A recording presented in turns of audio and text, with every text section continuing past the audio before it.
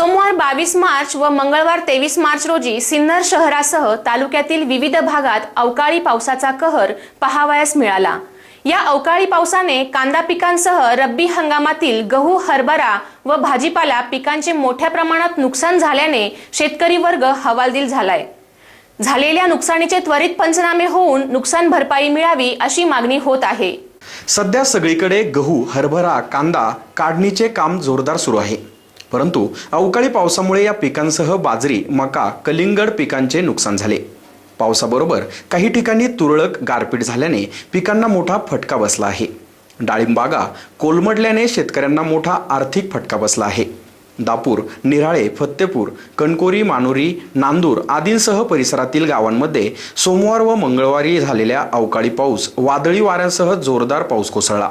गहू, बाजरी आदींसह सुमारे 1500 हेक्टरवरील पिकांचे नुकसान झाल्याची प्राथमिक नोंद कृषी विभागाने केली जरी असली, मात्र प्रत्यक्षात या अवकाळी पावसाने जास्त नुकसान केल्याचा अंदाज वर्तवण्यात येत आहे।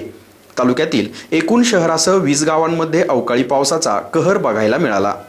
SN न्यूजसाठी संपादकीय विभाग।